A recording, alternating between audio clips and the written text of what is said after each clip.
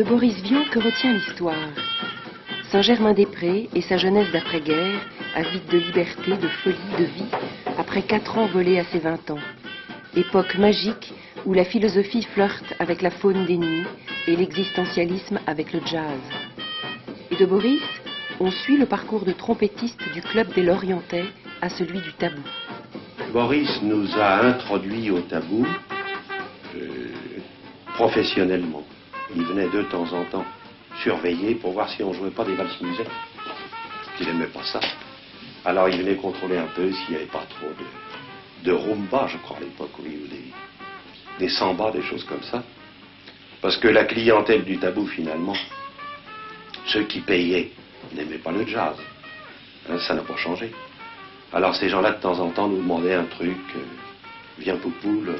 Alors là, quand Boris arrivait dans ces cas-là, ça faisait des histoires. C'est devenu le fief de Boris parce qu'il savait tellement bien habiter. Il y a des gens qui savent habiter un endroit et lui l'a habité royalement et il est devenu le prince du tabou avec ce que je vous disais, sa vulnérabilité, c'est-à-dire que on pensait qu'il nous faisait un cadeau royal puisqu'il pouvait mourir dans un solo de trompette. La légende est née en quelques mois, tous les talents, et la mort, inscrite dans le souffle des nuits.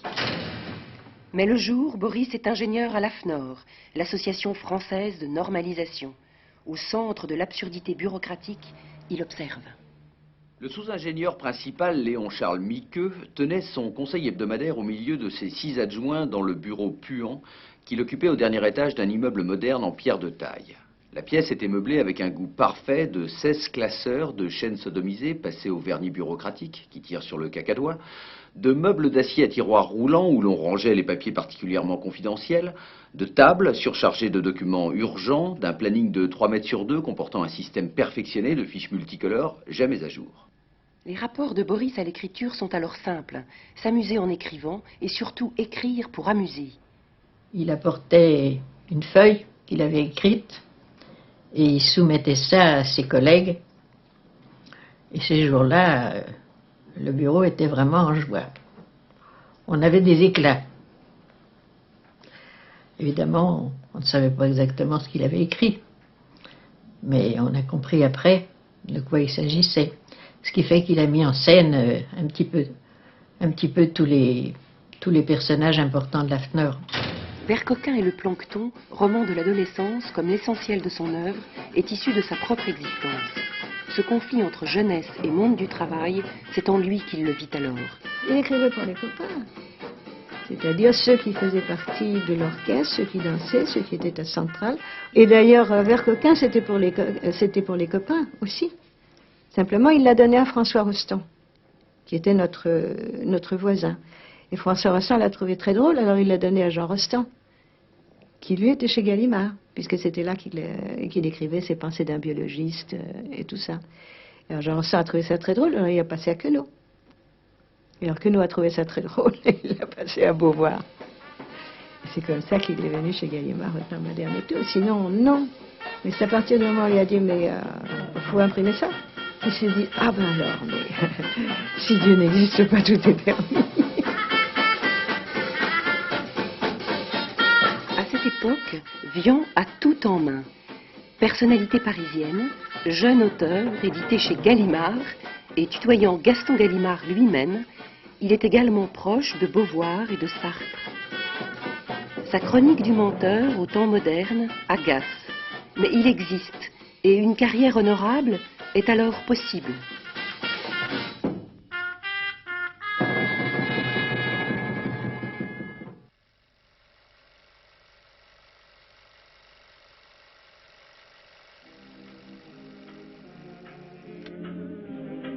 Vian reste imprégné de l'esprit ludique et dilettante de sa famille, rentier fantasque de la haute bourgeoisie.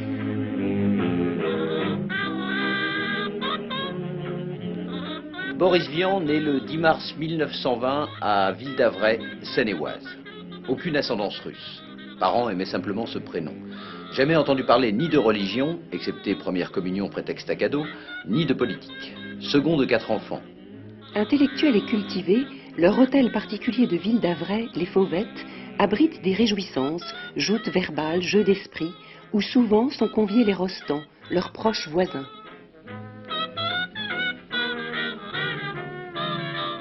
À 6 ans, école.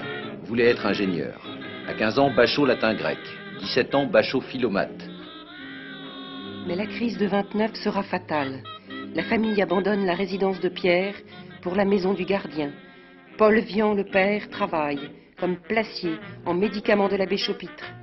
La villa est louée aux Ménouines. Les finances déchues, l'esprit toujours subsiste. Mais le cœur de Boris déjà s'essouffle. Je ne pouvais pas me pencher aux fenêtres, je ne traversais pas la rue tout seul, il suffisait qu'il y ait un peu de vent pour qu'on me mette ma peau de bique. Et hiver comme été, je ne quittais pas mon gilet en laine. C'était des tricots jaunâtres et distendus, qu'on nous faisait avec de la laine de pays. Ma santé, c'était effrayant. Jusqu'à 15 ans, je n'ai pas eu le droit de boire autre chose que de l'eau bouillie. Il fallait sortir de ça, filer de la couveuse, dira-t-il plus tard, en répudiant l'enfant à chair molle dont le souvenir le hante. 19 ans, entré à l'école centrale des arts et manufactures de Paris. 22 ans, sorti, ingénieur des arts, etc. Ingénieur, Vian le sera toute sa vie, dans son inspiration et ses centres d'intérêt, jusqu'à la science-fiction par exemple. Il déposera de très sérieux brevets, dont celui de la roue élastique. À partir de 16 ans, intéressé à la musique de jazz. On vivait dans un véritable champ clos. Et Le champ clos de Ville d'Avray. Le champ clos de Ville d'Avray, oui. Qu'est-ce que vous avez fait à ce moment-là? On parle des bandes de Ville d'Avray, c'était pas une bande. C'était pas une bande, non, c'était pire que ça. On arrivait à se retrouver 300, 350 à la maison le dimanche. Ah, tant que ça. Ah, tant que ça, oui. Et la salle de bal avait été construite exprès. Parce que c'est embêtant, 350 personnes dans une villa, surtout pour les parents. Et c'était complet tous les dimanches. Dandy parmi les azous de l'occupation, Boris est au cœur de ce phénomène, décrit dans son premier roman. Coco saisissait Coco par la cheville gauche et la faisant habilement pivoter en l'air, la recevait à cheval sur son genou gauche. Puis, passant la jambe droite par-dessus la tête de sa partenaire... Il dansait sur une il la musique qui lâchait était brusquement défendue, et les filles avaient des robes beaucoup trop courtes, on avait des coiffures en nid-pie, et puis les garçons avaient les cheveux longs, alors les miliciens leur couraient après avec des ciseaux, on leur coupait aussi les pans de leur veste. Je ne peux pas dire que c'était une révolte, oui. C'était pas une résistance, parce que... Mais enfin, c'était pour dire, on ne fera pas ce qu'on nous dit de faire. Et puis merde. Les deux transpiraient à grosses gouttes, concentrés, un peu émus de l'attention nuancée de respect que l'on pouvait lire sur le visage des spectateurs admiratifs. Ils étaient très, très swing. C'est pendant la débâcle de l'été 40, sur la plage de Cabreton, qu'il rencontre Michel, sa future épouse, et Jacques Loustalot, dit le Major, aux multiples talents, ami, modèle et pilier des fêtes de Ville d'Avray. À ce moment, une auto ronfla à la grille, entra dans le parc, monta à l'allée gauche, vira pour venir s'arrêter devant le perron, s'arrêta effectivement et repartit en arrière parce que le conducteur avait oublié de serrer les freins. Repartit en avant, s'arrêta devant le perron et resta arrêté. Une jeune fille en descendit. C'était Zizanie de la Houspignole et derrière elle venait Fromental de Vercoquin. Alors il se fit un grand silence et le major apparut en haut du perron. Il dit « Bonjour » et on voyait qu'il était frappé. Ça fait partie de son folklore, Boris. Vous le voyez, le major, dans tous les livres. Il n'aurait pas eu l'idée de faire un monde dans lequel il n'y aurait pas eu le major, sous toutes ses formes. Il y avait chez le major ce côté révolte et même plus appuyé que chez Boris, parce que lui, il disait franchement qu'il détestait son père, qu'il le traitait facilement, et il disait ce comte Marcel. Ça mettait évidemment Boris dans tous ses états, parce qu'il trouvait ça merveilleux de pouvoir dire ce comte son père.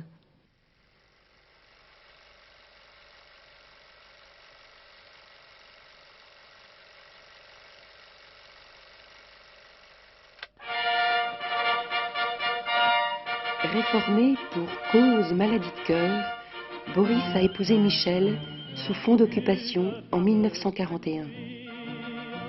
Il quitte la maison de ses parents pour l'appartement des beaux-parents.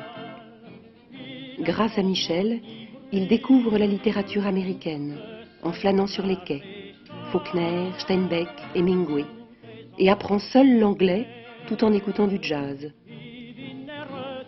Très vite naît Patrick, son premier fils. Jeune père, jeune ingénieur, jeune homme sous tutelle, Boris étouffe dans cette époque. On n'avait pas de cinéma américain, on n'avait pas de bouquins.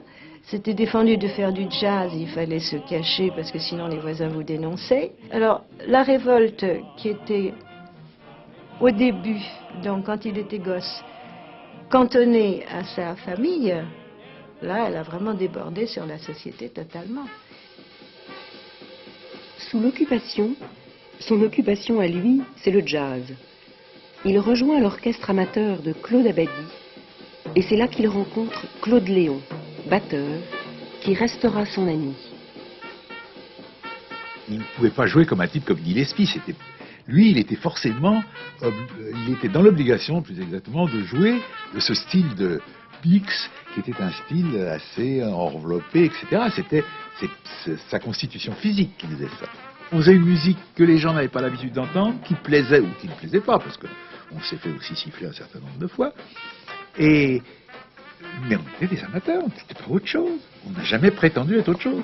Par contre, on était des amateurs qui jouaient juste pour les instruments avant, qui jouaient en mesure pour les instruments rythmiques, et ça, c'était déjà énorme à l'époque.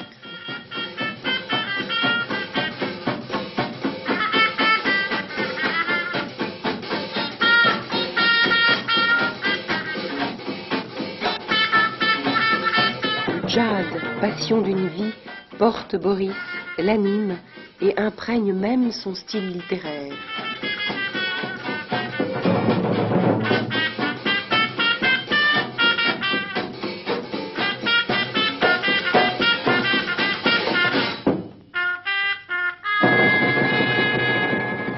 Il essayait d'écrire de la façon la plus naturelle possible, c'est-à-dire il essayait d'avoir un style qui soit comme l'improvisateur de jazz. Une phrase sur laquelle, qui n'est pas travaillée, comme pourrait l'être, pas ciselée. Notamment dans l'Écume des jours, il écrit une phrase formidable à propos d'un saxophone Johnny Hodges qui dit « On a passé un disque de Duke Ellington avec Johnny Hodges et brusquement la pièce devient ronde ».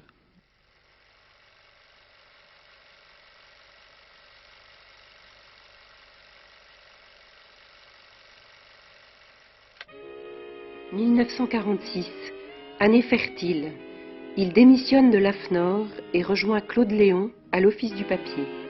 Là, il écrit Les fourmis, J'irai cracher sur vos tombes, L'automne à Pékin et son roman le plus poétique, L'écume des jours.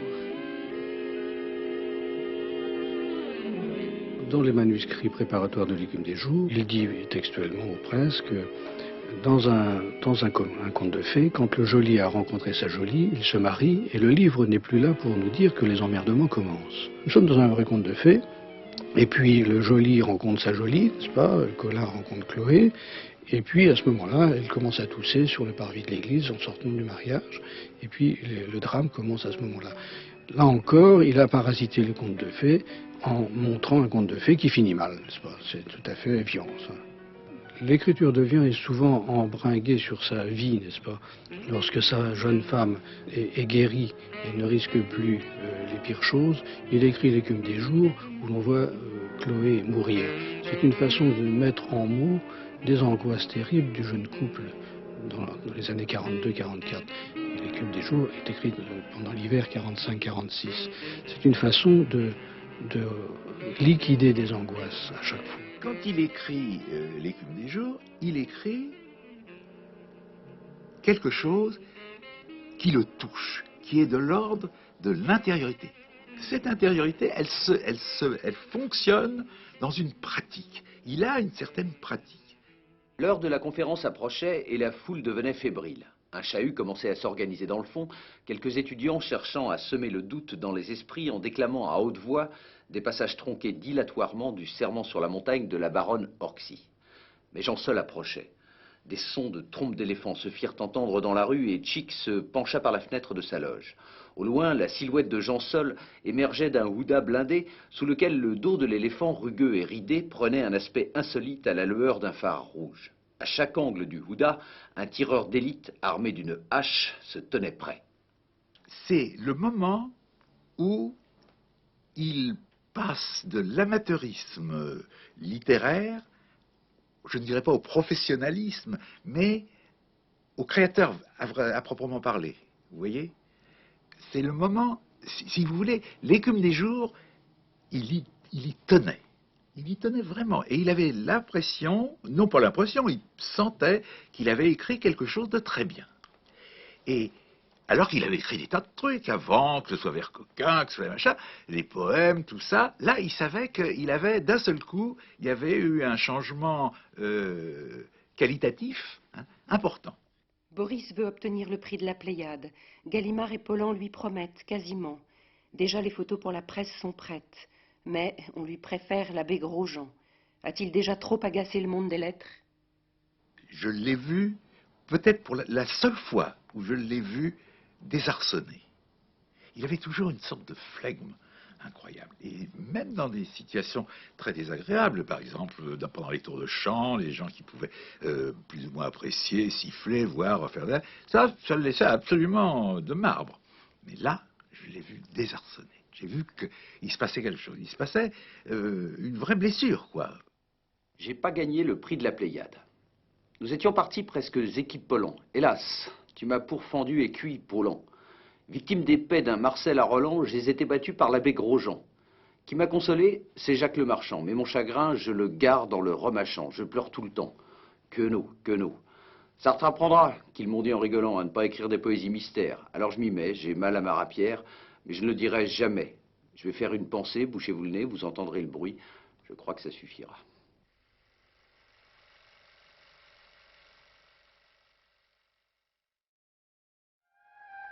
Si on veut faire quelque chose de différent, ce qui est au fond le problème du créateur, ce n'est pas de faire, c'est de faire autrement. Si on veut faire quelque chose de différent, il faut s'attendre à ne pas rencontrer la compréhension tout de suite. Je crois que le créateur ne doit absolument pas se soucier de l'opinion du plus grand nombre, ni pour la mépriser, ni pour la rechercher. Le créateur doit créer ce qui lui plaît au moment où il le crée. Traducteur pour Dalhuin de romans noirs américains, ses propres œuvres ne se vendant pas, Boris prend pseudonyme, Vernon Sullivan, et commet l'irréparable. J'irai cracher sur vos tombes, c'est une sorte de canular au début. C'est la série noire arrivée en France, et puis Boris était édité par Jean Dalhuin. Et puis un jour, Dalhuin lui dit, comme ça, il dit bon, tes trucs, ça se vend, mais pas très très bien. Quel dommage que tu n'aies pas le talent d'un auteur de la série noire, Peter Chenet. Et Boris lui dit, mais je te fais un livre comme ça en 15 jours. C'est pas compliqué du tout. Et il s'est mis comme un fou à écrire ce bouquin, dont le thème principal rejoint son obsession du racisme dans la musique de jazz. Le sujet de ce livre est absolument abstrait. C'est une histoire de vengeance pure et simple. Le héros du livre est un métis. Le problème du métis ne se pose que s'il y a problème sexuel, et que, honnêtement parlant, il fallait traiter ce sujet-là du point de vue sexuel. Mettez-la là-dessus, dit Judy. Pas de blague, dis-je. Enlevez-lui sa jupe. Elle manœuvra la fermeture éclair et enleva la légère étoffe en un tournement. Elle roula les bas le long des chevilles. Réellement, je ne savais pas ce que c'était qu'une fille bien bâtie avant d'avoir vu Gina Skeet nue sur ce tapis de bain. C'était un rêve. Elle avait les yeux fermés et bavait un petit peu. Je lui essuyais la bouche avec une serviette. Pas pour elle, pour moi. Songez que ce livre a eu quand même énormément de lecteurs et qu'il a suffi d'une plainte d'une personne pour le faire interdire. Et on affirme qu'on vit en régime de majorité. C'est Daniel Parker du cartel d'Action Morale qui de cet immeuble traîne Boris en justice. Ce même cartel fait interdire Miller pour Tropique du cancer. De février 47 à octobre 53, les jugements d'appel en appel se succèdent. Boris risque 20 ans de prison et 5 000 francs d'amende. Le canular tourne au cauchemar. Boris s'use, les ventes s'envolent, la France est scandalisée. Ça a choqué tout le monde. D'abord le titre. J'irai cracher sur vos tombes. Tout le monde pensait que c'était on sortait de la guerre, on sortait de l'occupation, on sortait de la Shoah, on sortait de toutes ces horreurs. La tombe était un symbole très fort. Et puis le sujet lui-même, c'était porno, c'était érotique. Elle était entre mes jambes. Judy se rapprocha. Je vous ai dit, couchez-vous sur elle. J'obéis et Judy se rapprocha encore. Je sentis sa main sur moi et elle me guida où il fallait. Elle laissait sa main. J'ai manqué de gueuler tellement ça m'excitait. Jean Esquit restait immobile et puis mes yeux sont tombés sur la figure. Elle bavait encore. Elle a ouvert les siens à moitié et puis les a refermés et j'ai senti qu'elle commençait à remuer un peu, à remuer les reins. Et Judy continuait pendant ce temps-là et de l'autre main elle me caressait le bas du corps. Tout l'a desservi à ce moment-là. Le fait de jouer de la trompette, le fait d'être le prince, comme on disait, de Saint-Germain-des-Prés, le fait d'avoir le teint pâle et d'avoir une légende de maladie, enfin d'être condamné, tout le desservait, si vous voulez. J'irai cracher le poursuit comme une malédiction, de l'échec de l'adaptation théâtrale à celle du film qui lui échappe. Mais la vie continue, et sa fille Carole, sa Lalla, naît le 16 avril 1948.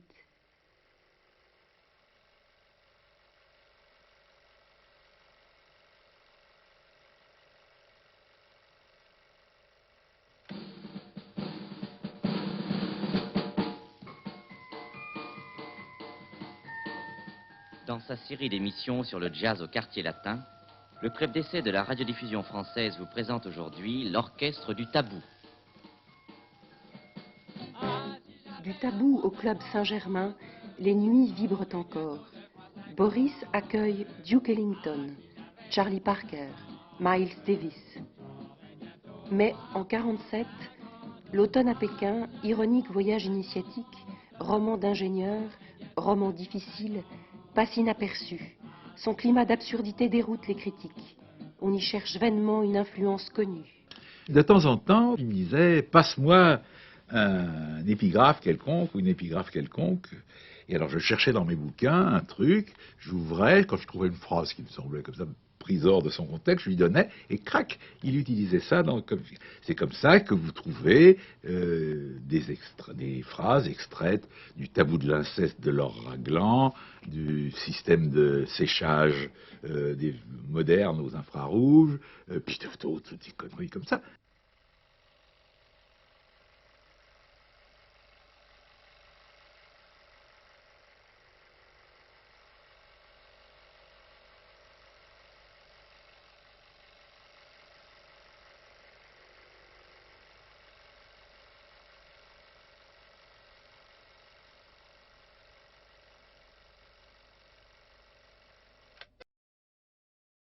Depuis 1944, il collabore régulièrement et gracieusement à la revue Jazz Hot.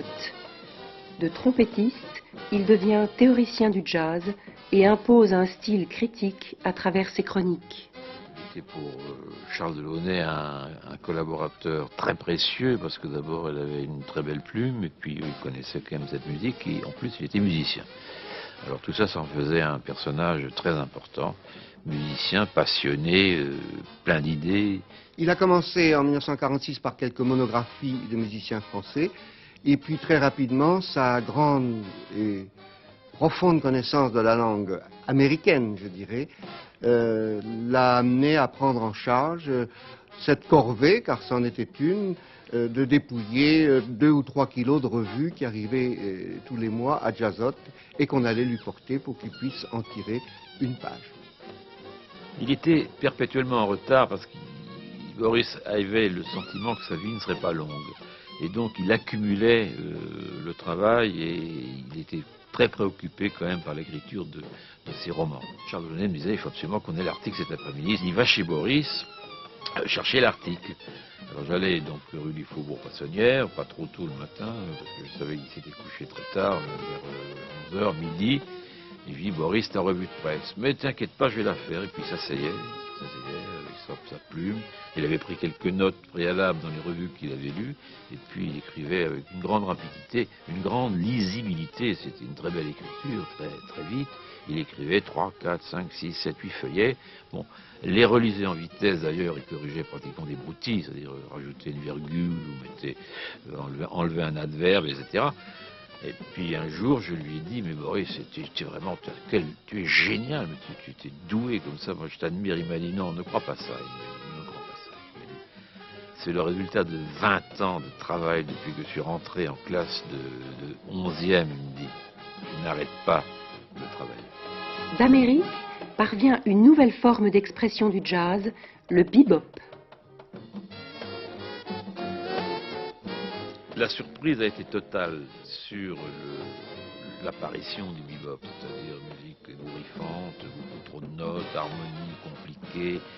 Et puis il y avait aussi, si vous voulez, parmi ceux qui aimaient le jazz ancien, brusquement c'était plus de braves oncle Tom qui jouaient en roulant des yeux, Louis Armstrong, enfin le côté un petit peu, je dirais, bon noir, quoi. C'était quand même des contestataires, les boppers. C'est souvent lié dans les milieux de la drogue. Donc ils apparaissaient un peu comme démoniaques et intellectuels. Charmé par Miles Davis, Vian à nouveau prend immédiatement parti et se projette, encore une fois, au cœur d'une polémique. Contre les tenants de l'ordre établi du jazz, représenté par Hugues Panassier, il défend violemment, dans les colonnes de Jazz Hot, cette nouvelle forme d'expression musicale. Il se découvre des ennemis un peu partout, même si on a le sentiment qu'il en a besoin, n'est-ce pas? La liste est longue, n'est-ce pas? L'armée, les curés, le fonctionnariat, il n'a pas de mots assez durs pour le personnel politique. Il y a quand même une jubilation à avoir des ennemis, n'est-ce pas, dans ce cas-là. Il a besoin de combat pour écrire. Combien j'ai douce souvenance des concerts de jazz de jadis. Hawkins, tu nous mettais en transe. Kaiser Marshall, ballet brandi, frôlant à gestes arrondis, les reins vibrants sous la cadence, 4 printemps ont reverdi. Il n'y a plus de jazz en France. Prince Lanier, tu gis, raidi sous terre, et ton indifférence a figé nos sangs refroidis. Il n'y a plus de jazz en France.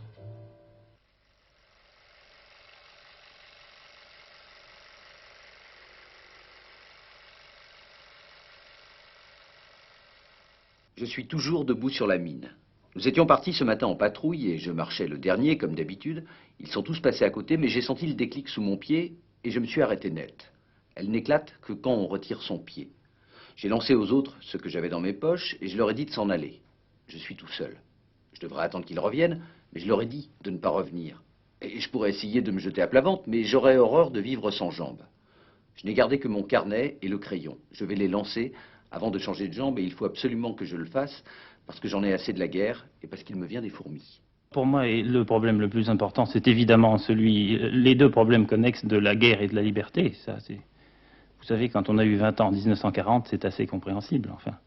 Et vous vous donnez comme tâche dans votre théâtre de témoigner sur ces deux points. On m'a reproché d'ailleurs de l'avoir fait dans Les Caressages pour tous sous une forme burlesque, mais je prétends que si on ne rit pas de la guerre pendant qu'elle n'a pas lieu, on ne pourra pas en rire pendant qu'elle sera là. Alors il vaut mieux la tourner en dérision avant qu'elle ne soit venue. C'est dans son théâtre que Vian exprime le plus violemment son antimilitarisme, sa peur de la bombe atomique et son mépris du clergé.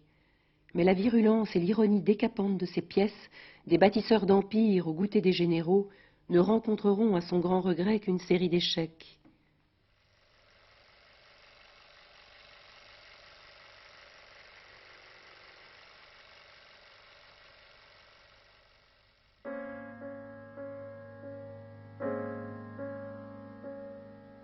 Les années 50 s'annoncent sombrement. À Saint-Germain, la fête est finie. Certains voguent vers la gloire, Vian, lui, paie l'addition. Les ennuis s'accumulent, le fisc le poursuit. Il se sépare de Michel, son cœur le lâche peu à peu. Boris traverse alors une crise affective et métaphysique grave et rédige un journal intime désespéré. La cruauté de ses derniers poèmes, Cantilène en gelée, glace. Et l'arrache-cœur, son roman le plus intime, est refusé par Gallimard. La trame même du roman, c'est l'histoire d'un amour maternel poussé jusqu'à l'exagération. Et naturellement, comme il s'agit tout de même d'une histoire extrêmement cruelle, puisqu'une mère qui aime ses enfants jusqu'à ce point est une mère assez cruelle, comme il s'agissait d'une histoire cruelle, j'étais obligé d'introduire un climat de cruauté, mais en même temps pour le dénoncer. On a pu dire que la Clémentine de l'Arrache-Cœur avait à voir avec la mère de Boris Vian, ce n'est pas certain. Ce qui est sûr, c'est que lui, il a vécu comme ça. C'est-à-dire qu'il s'est senti quand même très emprisonné, très emmitouflé, comme on l'a dit, et il y a là une espèce de rancune toujours envers sa mère, rancune qui ne cessera jamais de sa vie. Il y a toujours là un rapport empoisonné à la mère chez Boris Vian. Et l'arrache-cœur est une occasion pour lui de s'en séparer un peu, de l'élaborer par l'écriture. Pour décrire quelque chose de bizarre, il ne convient pas du tout de dire que c'est bizarre, ce qui rompt l'enchantement, mais au contraire de le décrire avec des mots simples et des phrases claires, de telle sorte qu'il s'en dégage quelque chose, car quand on décrit de façon très précise une chose qui n'existe pas, ça lui donne une existence bien plus grande que quand on dit vaguement qu'elle est bizarre. Il y avait des calayos dont le feuillage bleu-violet par-dessous et vert tendre et nervuré de blanc à l'extérieur, des ormandes sauvages aux tiges filiformes, bossuées de nodosités monstrueuses qui s'épanouissaient en fleurs sèches comme des meringues de sang, des touffes de révioles lustrées, gris-perles, de longues grappes de garillia. Je m'efforce toujours de garder un style clair. Et d'ailleurs, quand vous me dites que j'invente des mots, vous noterez que ce sont toujours des mots que personne ne connaît, mais que personne ne connaîtrait si je mettais les vrais mots également. Car au fond, personne ne sait le nom des fleurs qu'il y a dans le jardin le plus simple. Mais que sait-on au juste de Boris et de sa vision des femmes ? Il faudrait les perfectionner, leur fendre un second sexe en travers, si bien que l'homme sur la femme, cela ferait comme une croix, et on pourrait marcher dessus sans crainte. Il faudrait les creuser, les vider de cette méchanceté de vide qu'elles portent, se rendre compte qu'il n'y a rien. Pourtant, on voudrait qu'elles pleurent, on espère toujours voir pleurer le néant.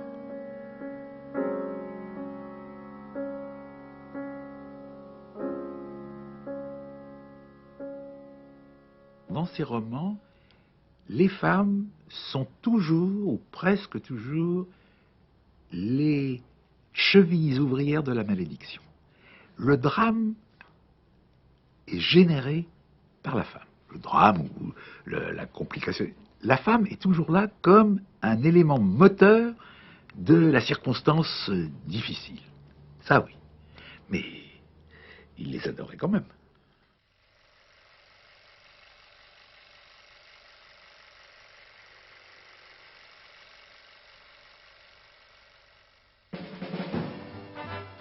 C'est au collège de pataphysique que Boris retrouve les joies des affinités spirituelles et des canulars d'initiés. Liés au surréalisme, ses participants, Queneau, Max Ernst, Ionesco, Prévert, reconnaissent en l'amateur de science-fiction et de détournement de sens l'un des leurs. Voilà une photo qui va vous rappeler. C'est le jour où j'étais intronisé au collège pataphysique. Alors, ce monsieur qui est le comte, qui est l'un des créateurs, et là, ce jour-là, moi, j'étais très, très intimidé, parce qu'il avait fait venir tout le gratin littéraire. Vous comprenez ? Moi, je voyais Queneau, je voyais des cinéastes, vous savez. Et alors, je demande à ce monsieur, le vieux, là, je lui dis, mais qu'est-ce que c'est ? Il me dit, mais mon vieux, c'est des conneries. Ce sont les grands déconneurs, on s'est tous réunis. Ah, je dis, ah, ça c'est bizarre. Alors ils me remettent ce truc en grande pompe, vous savez. Et alors je vais revoir ce monsieur, et je lui dis, mais dites-moi, c'est formidable, où est-ce que je vais accrocher ça ? Il me dit, ben, vous chiottes. Et c'était que des déconneurs. Je me permets d'ajouter un dernier mot. Il n'y a pas besoin de s'attendre à des choses compliquées pour trouver la pataphysique. Pour vous donner un détail personnel, je suis venu à la pataphysique vers l'âge de 8 ou 9 ans, en lisant une pièce de Robert de Flers et de Caillavet qui s'appelle La Belle Aventure. Elle contenait notamment cette réplique: « Je m'applique volontiers à penser aux choses auxquelles je pense que les autres ne penseront pas. » Vian était comme un poisson dans l'eau, évidemment, dans ce milieu, mais ce milieu aussi l'admirait beaucoup. Donc c'était un peu un prince. Il tenait du gourou, de l'oracle, du faiseur de mode. Il y avait donc là-dedans, je ne dis pas qu'il était vaniteux, c'est pas le cas de Boris, mais il avait quand même un entourage qui pour lui rendait la vie plus heureuse. Et il en avait besoin.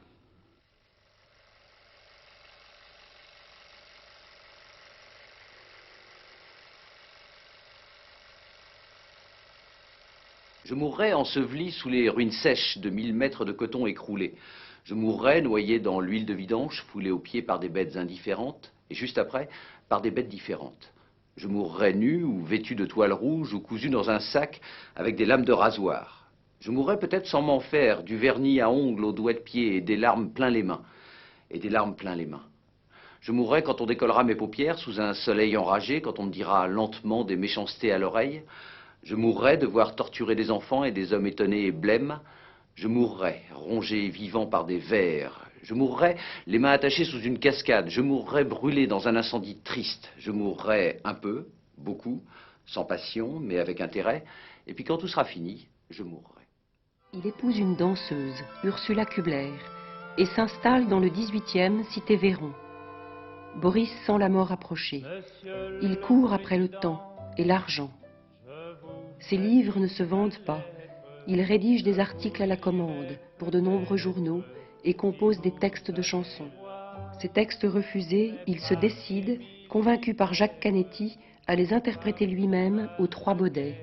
Il a mis son tour de chant au point, il est venu au Baudet et c'est là où a commencé la catastrophe, oui. Pourquoi? Parce que Boris, sur scène, c'était un monstre. Quand Boris rentrait en scène, on avait l'impression qu'il touchait le plafond de la scène avec sa tête. Alors Boris rentrait, il chantait une chanson, 2 chansons, et à partir de ce moment-là, personne n'applaudissait plus. Personne. 3 chansons, personne. 4 chansons, personne. Et moi, je lui faisais signe de s'en aller. J'étais en coulisses, je lui faisais comme ça, et Boris sortait et il me disait, vous voyez, patron, ça marche pas. Moi, je peux pas chanter. Alors, c'est... Le jazz à nouveau lui sauve la mise. Directeur artistique chez Philips, il dirige la collection Jazz pour tous et offre au public Sidney Bechet, Johnny Dodds, Count Basie. Responsable du label Fontana, Vian crée plus de 500 chansons de variété. Dario Moreno, Maurice Chevalier, Gréco, Catherine Sauvage, Henri Salvador, Magali Noël chantent Vian. Personnalité du show business, il participe même, avec ironie, au succès du rock'n'roll.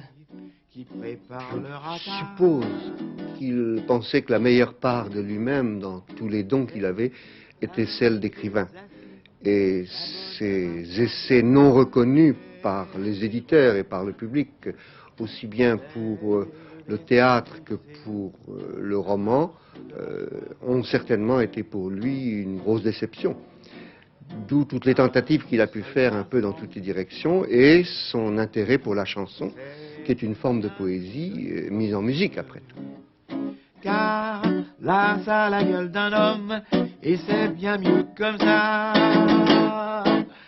Ça le blessait de voir qu'il gagnait plus d'argent avec des chansonnettes qu'avec ses œuvres qu'il considérait comme des œuvres beaucoup plus majeures, comme Les Caressages pour tous, et qu'il fallait que Salvador, qu'il aimait beaucoup d'ailleurs, mais que ce soit Salvador qui lui permette de remplir sa caisse. Je peux pas travailler debout parce que ça me fait mal aux genoux. Je ne peux pas travailler assis, ça me fait mal au coccyx. Alors généralement, je fabrique les chansons. Quand je les fabrique seul, je les fabrique sur des airs que je me donne. Et ensuite, j'élimine l'air et je demande à un professionnel de la musique de me refaire un air dont l'harmonie soit plus astucieuse, dont la mélodie soit un peu plus recherchée et tout ça. Sans ça, on tombe assez facilement dans la grosse facilité. Vers 2 heures du matin, moi, je prenais ma guitare comme ça et me disait, allez, joue un blues. Alors moi, je commençais...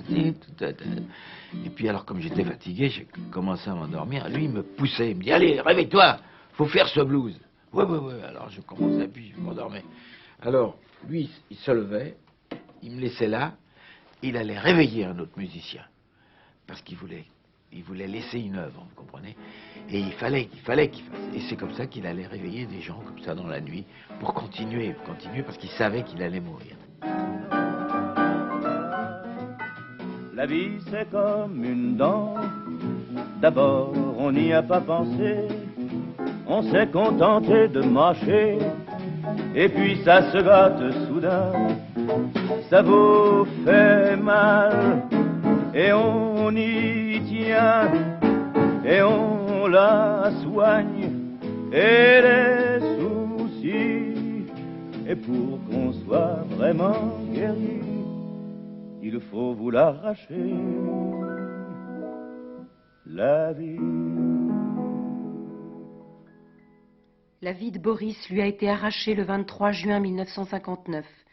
Ironie ou dernier canular du destin, à la première de J'irai cracher sur vos tombes, film qu'il récuse. Sur le lendemain de sa mort, le téléphone sonnait chez moi. Je dis, allô? Ah, monsieur Salvador, quel dommage, votre ami qui est mort. J'ai dit, oui, oui. Vous n'auriez pas quelques textes? Ah, j'ai dit, mais c'est malheureux, parce que la semaine dernière, il était vivant. Et vous m'appelez maintenant. Spaghetti, frittati, legumi, salami, panino, vitello, formaggio e brodo di pollo, minestrone, nappa, gazosa e cioccolata. Les signories sont servies